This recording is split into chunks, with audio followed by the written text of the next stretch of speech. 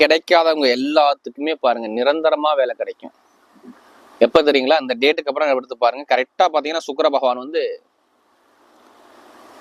அதாவது செப்டம்பர் மாசம் 23ஆம் தேதிக்கு அப்புறம் சுவாதி ராகுவுடைய கால்கள் போறாரு. 23க்கு அப்புறம் பாருங்க நிறைய பேருக்கு வேலை உத்தியோகம் நிரந்தரமா கிடைச்சிடும். ஏன்னா அவர் ராகுவுடைய கால்கள் போறாரு, சுவாதினத்துல இறங்குவார். அதனால சொல்றேன்.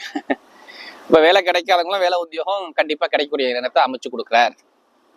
உத்தியோகத்துல உயர் பதவி, மேலதிகாரி ப்ரொமோஷன், இதெல்லாமே நிறைய கிடைக்கும். நிறைய பேருக்கு வெளிநாட்டுல வேலை கிடைக்கும், வெளியூர்ல வேலை கிடைக்கும். கண்டிப்பா இங்க உள்ளவருக்கும் வேலை கிடைக்கும். நல்ல ஒரு மாற்றத்தை அழகா அமைச்சு கொடுக்குறாரு. இப்ப வீடு கட்டணும், நான் இடம் வாங்கணும், பூமி வாங்கணும்னா கண்டிப்பா நிறைய பேருக்கு அதுல தடங்கள் இருந்துச்சு. ஒரு கட்டி போட்டு குறை போட்டாங்க, கட்ட முடியல, வீடு மேல ஸ்டெப் எடுத்து வைக்க முடியல, எல்லாமே லோன் கட்டிருக்காங்க, எல்லாமே கிடைக்கல, எல்லாமே ஒரு தடைகளே பார்த்துட்டாங்க. வீடு கிட்டே போக முடியல சில பேருக்குலாம்.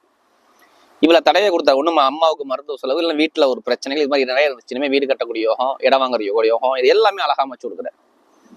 எல்லாமே